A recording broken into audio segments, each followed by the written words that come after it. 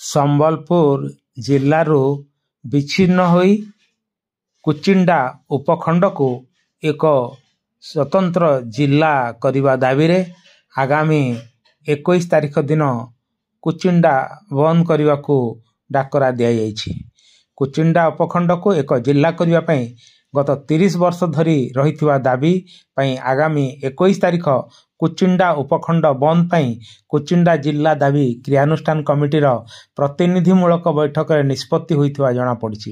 କୁଚିଣ୍ଡା ବାର୍ ସଭାପତି ତଥା କୁଚିଣ୍ଡା ଜିଲ୍ଲା ଦାବି କ୍ରିୟାନୁଷ୍ଠାନ କମିଟିର ଆବାହକ ପ୍ରମୋଦ ଛୁରିଆ, କୁଚିଣ୍ଡା ବିଜେଡି ନଗର ସଭାପତି ନବୀନ ହୋତା, କୁଚିଣ୍ଡା ବିଜେପି ନଗର ସଭାପତି କାହ୍ନୁଚରଣ ନାୟକ, ଆପ୍ ସଭାପତି ରାଜକିଶୋର ଦେବତା, କଂଗ୍ରେସ ସଭାପତି ଅଖିଳ ପ୍ରତାପ ସିଂ, କୋଶଳ ରାଜ୍ୟ ମୁକ୍ତି ମୋର୍ଚ୍ଚା କାର୍ଯ୍ୟକାରୀ ସଭାପତି ସୁଭାଷ ଚନ୍ଦ୍ର ନାୟକ, ରାଜେଶ ଶର୍ମା, ରଞ୍ଜନ ମହାପାତ୍ର, ଗଗନ ଶର୍ମା, ପ୍ରଭାତ ବେହେରା, ତନୟ ମହାପାତ୍ର, ସୌମ୍ୟ ରଞ୍ଜନ ଧଳ, ରମାକାନ୍ତ ମହାକୁଳ, ବିଜେପି ନଗର ଉପସଭାପତି ମହେଶ ରାୟ, ଓକିଲ ସଚିଦା ଶର୍ମା, ଅକ୍ଷୟ ସାହୁ, ପୂର୍ବ ବ୍ଲକ ଅଧ୍ୟକ୍ଷ କରୁଣାକର କିଷାନ, ଗଙ୍ଗାଧର ନାୟକ, ଭବାନୀ ନାୟକ, ବନମାଳୀ ନାୟକ, ଖଟୁନାଥ ପିଙ୍ଗ ପ୍ରମୁଖ ପ୍ରତିନିଧିମୂଳକ ଭାବେ ଉପସ୍ଥିତ ରହି ଏହି ନିଷ୍ପତ୍ତି ନେଇଥିବା ଜଣାଯାଇଛି।